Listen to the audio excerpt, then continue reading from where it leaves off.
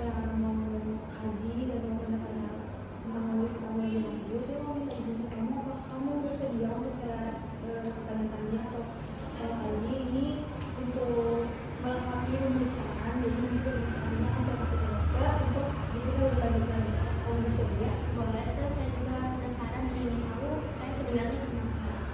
Oke. Jadi kamu ini pemeriksaannya nggak akan lama, kamu cukup jawab pertanyaan saya dengan jujur saja biar yang saya katakan kasih tahu saya biar saya bisa tulis, jadi itu bisa jadi bukti kalau misalnya kamu sakit apa gitu. Ini sebelumnya saya mau tanya, kamu ini ada alergi sama makanan atau misalnya kamu nggak boleh makan apa gitu? Tidak ada rasa, saya tidak ada pantangan makanan apapun. Jadi kamu nggak punya alergi ya? Iya. Nah, tadi kan kamu makan apa? Kemarin atau kapan kamu tadi itu makan apa? Makan nasi goreng. Nasi goreng. Nah, kamu tadi berapa kali kamu makan nasi goreng?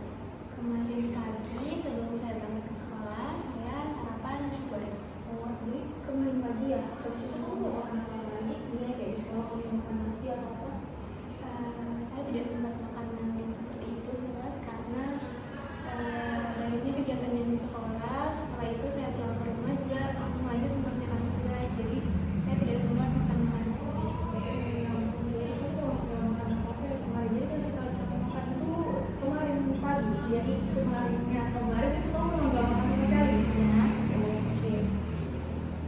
Nah, sebelumnya kamu ini pernah ada penyakit mah atau penyakit mah Iya. ada Sis. ada? Nah, ya ampun. Kamu kan tahu kamu udah ada riwayat penyakit mah. Jadi itu mungkin jadi salah satu kenapa kamu bisa sakit perut kamu. Nah, kalau misalnya saya mengatakan kamu nggak kamu sih kamu bisa mengatakan sakit perutnya kamu itu seperti apa? Seperti suka atau di saya Rasanya terbiasa, saya seperti ditusuk-tusuk. tusuk ya. Nah, sakitnya itu di bagian mana?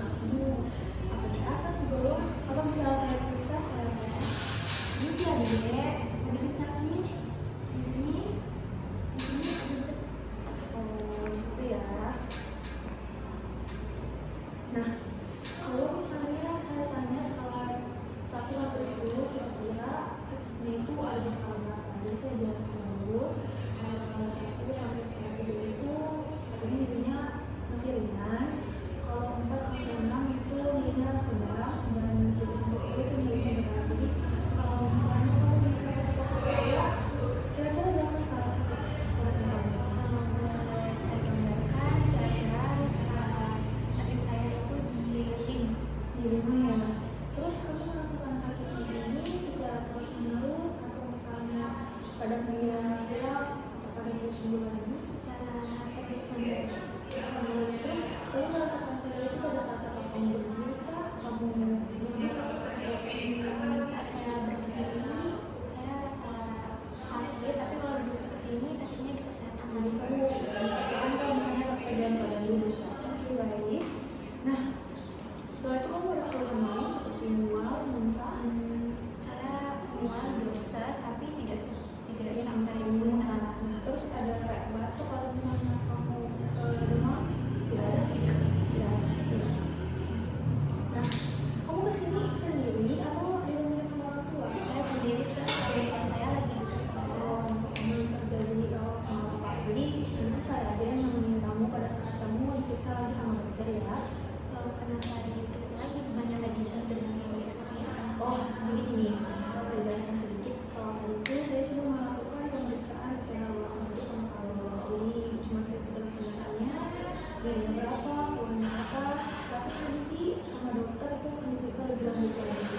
Jadi kamu kita bakalan tahu kamu ini sebenarnya sakit apa. Kalau dugaan saya kamu tuh sakit mah, tapi nanti siapa tahu sama dokter itu lain lagi kan.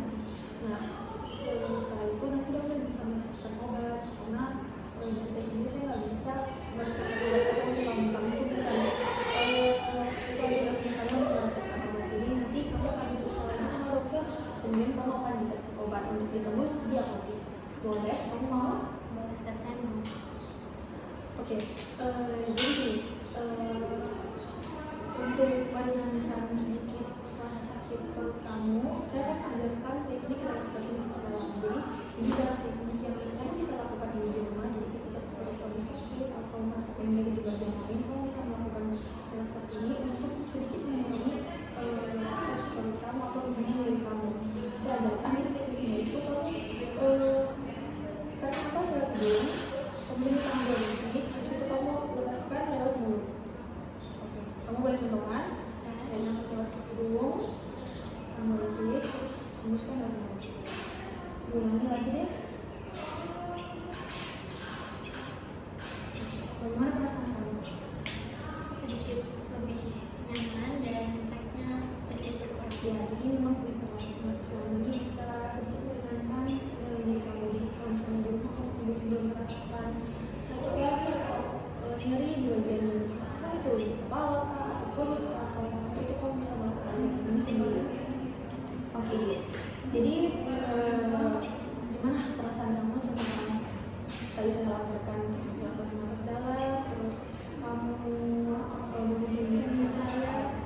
Saya rasa saya akhirnya tahu ternyata saya ini emak saya kambuh. Terus terima kasih juga Ustaz telah mengajarkan teknik relaksasi nafas dalam. Jadi saya bisa sewaktu-waktu jika sakit saya kambuh, saya bisa melakukan teknik itu agar sakitnya reda dan saya merasa sedikit lebih nyaman.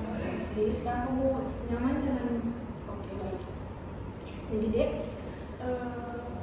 saya mau edukasi kamu sedikit tentang penyakit ini penyakit yang memang sering sekali dirasakan atau terjadi sama beberapa kalangan remaja ya, karena tadi ini sama banyak kegiatan di sekolah atau di mana itu pasti akan lupa makan, itu pasti jadi salah satu pemicu kenapa kamu tidak makan. Jadi dek, karena kamu ini terkena riwayat penyakitnya, kalau saya boleh sarankan untuk tetap makan walaupun kamu lagi sibuk-sibuknya dalam keadaan apapun itu, selalu sempatkan waktu untuk makan, karena ibaratnya tubuh kamu itu butuh asupan energi untuk bisa bergerak beraktivitas. Jadi tubuh kamu itu nggak bisa kamu pakai untuk terus bekerja tanpa ada asupan yang masuk. Jadi kalau boleh, walaupun kamu lagi sibuk, kamu harus tetap mengonsumsi makanan, dan makanan yang sama versi makanan berat ya, yang mengandung kalori berat kayak nasi gitu. Kalau misalnya kamu masih suka, misalnya kamu nggak suka makan nasi, kamu boleh kok pagi itu sarapan pakai roti, terus kamu minum susu biar lebih kuat gitu. Jadi kurangi yang makanan junk food kayak fast food itu nggak baik. Jadi alangkah baiknya kalau misalnya penuhi asupan yang benar-benar tubuh kamu itu perlukan. Itu dari saya. Terima kasih banyak Ustaz telah memberikan saran dan masukan atas apa yang saya alami.